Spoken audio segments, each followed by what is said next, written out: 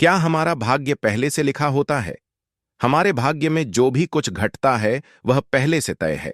दोस्तों, गरुड़ पुराण में बताया गया है कि मनुष्य के भाग्य में जो भी कुछ जन्म से मृत्यु तक घटता है वह पहले से तय होता है। दोस्तों, मृत्यु और जन्म ही एक ऐसा सत्य है जिसे कोई टाल नहीं सकता है। पर दोस्तों, हम यह नहीं जान पाते हैं कि हमारा भाग्य हमारे जन्म से पहले ही लिखा होता है या जन्म के बाद। लेकिन गरुड़ पुराण में जन्म, मरण और कर्म के बारे में विस्तृत रूप से जानकारी दी गई है। तो आइए शुरुआत करते हैं गरुड़ पुराण की उस ज्ञानवर्धक प्रस्तुति की कि मनुष्य का भाग्य कब लिखा जाता है। क्या मनुष्य का भाग्य उसके जन्म से पहले लिखा जाता है या जन्म के बाद? नमस्कार दोस्तों, स्वागत है हमारे इस चैनल पर। मित्रों, गरुड़ पुराण की इस ज्ञानवर्धक प्रस्तुति में आप खो जाएं, उससे पहले हम आपको बता दें कि इस वीडियो को आधा अधूरा देखने की गलती बिल्कुल भी न करें, क्योंकि यह गरुड़ पुराण की ज्ञानवर्धक प्रस्तुति है जो आपके जीवन से जुड़ी हुई है। गरुड़ पुराण के इस रहस्यमय ज्ञान को जानने के बाद आपके जीवन से जुड़े समस्त लोभ, क्रोध, मोह और दुखों का अंत होगा। मित्रों, भगवान श्री कृष्ण कहते हैं, कभी भी किसी व्यक्ति को गरुड़ पुराण की बातों को आधा अधूरा नहीं सुनना चाहिए, क्योंकि आधा अधूरा ज्ञान हमेशा विष के समान होता है। इसीलिए मित्रों, आपसे यही आग्रह है, इस वीडियो को बिना स्किप किए अंत तक जरूर देखिए। साथ ही इस वीडियो को एक लाइक करके चैनल को अवश्य सब्सक्राइब कर लीजिए।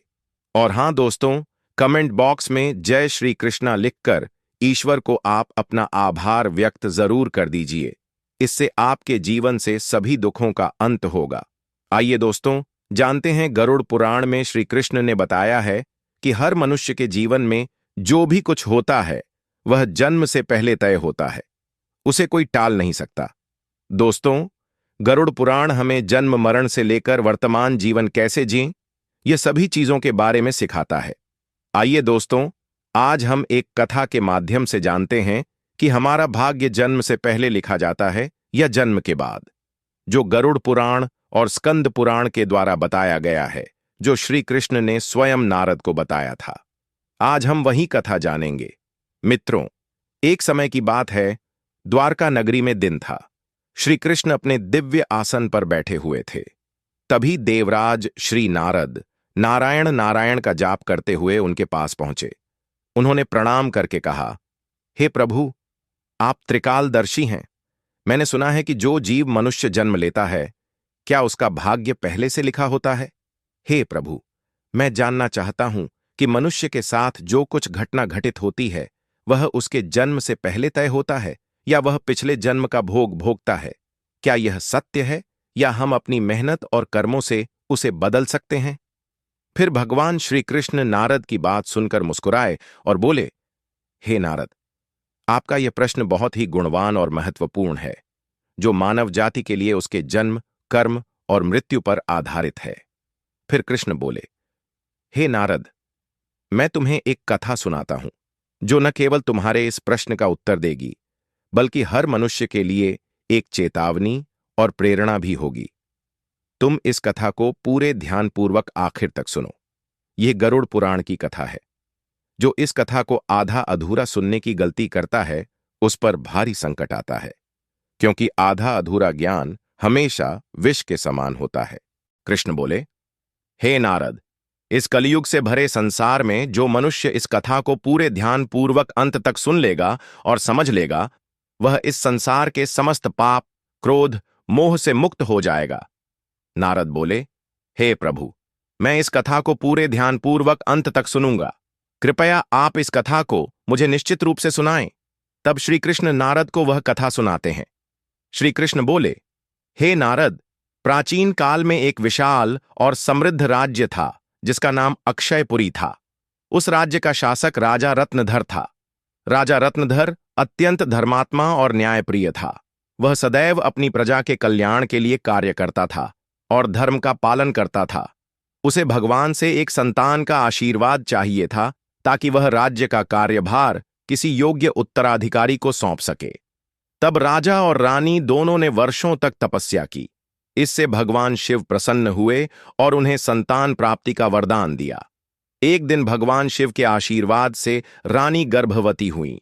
राजा और रानी अत्यंत प्रसन्न हुए क्योंकि वे चाहते थे कि उनका बेटा महान शासक बने और राज्य को समृद्धि की ओर ले जाए। लेकिन जब रानी ने पुत्र को जन्म दिया तो वह बच्चा विकलांग और शारीरिक रूप से अत्यंत दुर्बल था। उसके शरीर की हड्डियां भी ठीक से विकसित नहीं थीं। राजा रत्नधर का हृदय टूट गया। उसने भगवान से पूछा, हे प्रभु, मैंने इतने यज्ञ, तप और उपवास किए, फिर भी मेरे पुत्र का जन्म विकलांग क्यों हुआ? क्या यह मेरे भाग्य में पहले से लिखा हुआ था? श्री कृष्ण मुस्कुराए और बोले, हे राजन, यह सत्य है कि तुम्हारा पुत्र विकलांग जन्मा है, पर क्या तुम जानते हो ऐसा क्यों हुआ? यह तुम्हारे और तुम्हारे पुत्र के पूर्व जन्म के कर्मों का फल है। यह केवल भाग्य नहीं है, यह उन कर्मों का परिणाम है जो तुम्हारे और तुम्हारे पुत्र की आत्मा ने पिछले जन्मों में किए हैं। जन्म, मृत्यु और जीवन के उतार चढ़ाव पूर्व निर्धारित हो सकते हैं, परंतु कर्मों के माध्यम से भाग्य को बदला जा सकता है। जिस दिन तुम्हारे पुत्र का जन्म हुआ, उस दिन उसे एक विशेष आत्मा के रूप में जन्म मिला था, लेकिन चुनौतियां भी जरूरी थीं ताकि वह जीवन में धैर्य, साहस और पराक्रम को सीख सके। राजा रत्नधर ने पूछा, हे प्रभु, क्या हम अपने भाग्य को बदल सकते हैं? श्री कृष्ण बोले, बिल्कुल। भाग्य और कर्म का गहरा संबंध है। कर्म ही भाग्य का निर्माता है। यदि तुम अपने पुत्र को साहस, धैर्य और आत्मविश्वास से भर दोगे तो वह अपने भाग्य को बदल सकता है। भाग्य एक चक्र की तरह है जो कर्मों के आधार पर घूमता है। जब हम अच्छे कर्म करते हैं तो यह चक्र हमें सुख और समृद्धि की ओर ले जाता है। जो मनुष्य अपने जीवन में भक्ति, सेवा और सत्य का पालन करता है, वह अपने कर्मों के प्रभाव से मुक्ति पा सकता है और अपने भाग्य को सुधार सकता है। राजा ने श्री कृष्ण की बातों को आत्मसात किया और अपने पुत्र को जीवन के संघर्षों से लड़ने की शिक्षा दी। समय के साथ उसका पुत्र आत्मविश्वास और परिश्रम से समाज में सम्मानित हुआ और राज्य का कार्यभार संभालने योग्य बना। श्री कृष्ण बोले, हे नारद, यह संसार कर्मों का दर्पण है। जैसा कर्म करेगा वैसा ही फल भोगेगा। माता पिता की सेवा, दूसरों की सहायता और ईश्वर का स्मरण ही सबसे बड़ा धर्म है। जो मनुष्य अपने कर्मों को सुधारता है वही इस चक्र से मुक्त हो सकता है। यह संसार एक अवसर है धर्म, सेवा और सत्य को अपनाने का। मृत्यु के बाद केवल हमारे कर्म ही साथ जाते हैं। मित्रों, यह कथा हमें सिखाती है कि भाग्य हमारे पूर्व जन्म के कर्मों का फल है। हर पाप का दंड और हर पुण्य का फल निश्चित है। इसलिए स्वार्थ, पाप और अहंकार को त्यागो और धर्म, सत्य तथा सेवा के मार्ग पर चलो। यही जीवन का सबसे बड़ा सत्य है। इस प्रकार श्री कृष्ण ने नारद को गरुड़ पुराण का यह रहस्य बताया। मित्रों, भाग्य निश्चित रूप से जन्म से पहले लिखा जाता है, लेकिन कर्मों के माध्यम से उसे बदला भी जा सकता है। मनुष्य का जन्म किसी विशेष उद्देश्य के लिए होता है। जो मनुष्य अपने पिछले जन्म में पाप करता है, वह इस जन्म में भी उस पाप का फल भोगता है, क्योंकि मनुष्य के जन्म से पहले ही उसके जन्म से मरण तक का भाग्य तय हो चुका होता है। इसलिए दोस्तों, गरुड़ पुराण में श्री कृष्ण ने बताया है कि मनुष्य को हमेशा धर्म और सत्य का पालन करना चाहिए। इससे हम अपने पूर्व जन्म के पापों से बच सकते हैं और ईश्वर की भक्ति से अपने जीवन को बदल सकते हैं। हम सभी ऊंचाई तक पहुंच सकते हैं। यह जीवन एक अनमोल उपहार है, इसे व्यर्थ मत जाने दो। सही कर्म और धर्म का पालन करके हम अगले जन्म में होने वाली घटनाओं से बच सकते हैं। यह न केवल आपके लिए है, बल्कि पूरे समाज और संसार के लिए प्रेरणा बन सकता है।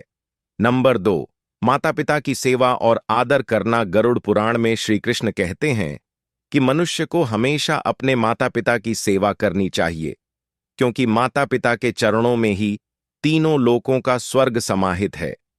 जो लोग माता पिता का आदर नहीं करते, उन्हें न केवल नरक में भयानक यातनाएं सहनी पड़ती हैं, बल्कि अगले जन्म में भी वे भारी संकटों से गुजरते हैं। ऐसे मनुष्य जन्म जन्मांतर तक अपने पाप का फल भोगते रहते हैं। नंबर 3, अहंकार। गरुड़ पुराण में श्री कृष्ण ने बताया है कि मनुष्य का सबसे बड़ा शत्रु उसका अहंकार होता है। जो उसे उसके सच्चे कर्मों से दूर कर देता है। जिस मनुष्य में अहंकार प्रवेश कर जाता है, वह अपने जीवन को ऐसी दिशा में ले जाता है जहां उसे केवल संकट ही मिलते हैं। ऐसा व्यक्ति न केवल नरक की भयानक यातनाओं का शिकार होता है, बल्कि वह अपने आने वाले भाग्य को भी नष्ट कर देता है। इसलिए मनुष्य को हमेशा सत्य, धर्म और प्रेम की भावना रखनी चाहिए। इसी से वर्तमान जीवन और भविष्य का भाग्य सुखमय बन सकता है। मित्रों, गरुड़ पुराण हमें सिखाता है कि यह जीवन हमारे कर्मों का फल है। यह ग्रंथ हमें यह समझने की प्रेरणा देता है कि धर्म, सत्य और परोपकार का पालन ही सबसे बड़ा कर्तव्य है। आत्मा की मुक्ति और उच्च योनि में जन्म के लिए मनुष्य को अपने कर्मों का विशेष ध्यान रखना चाहिए। गरुड़ पुराण हिंदू धर्म के महान ग्रंथों में से एक है, जो हमारे जीवन को सही दिशा में ले जाने का ज्ञान देता है। यह हमें सिखाता है कि मनुष्य का भाग्य उसके कर्मों और ईश्वर की इच्छा का परिणाम होता है। यह ग्रंथ न केवल जीवन और मृत्यु के रहस्यों को उजागर करता है, बल्कि यह भी समझाता है कि मनुष्य अपने जीवन को किस दिशा में ले जाए। गरुड़ पुराण में मनुष्य के जन्म से लेकर मृत्यु तक की संपूर्ण जानकारी दी गई है। जो कुछ हमारे जीवन में घटित होता है, वह हमारे पूर्व जन्म के कर्मों का फल है। मित्रों, गरुड़ पुराण हमें सिखाता है कि भाग्य केवल कर्मों का फल है। भले ही भाग्य जन्म से पहले लिखा गया हो, पर हम अपने कर्मों से उसे बदल सकते हैं। मित्रों, जीवन एक दुर्लभ अवसर है, जिसे सही दिशा में ले जाकर हम आत्मा को मोक्ष की ओर अग्रसर कर सकते हैं। धन्यवाद दोस्तों। गरुड़ पुराण में बताए गए सभी उपदेशों को जीवन में अवश्य अपनाइए और सत्य की राह पर चलिए, ताकि आने वाला जीवन अत्यंत सुखद और मोक्षदायक हो।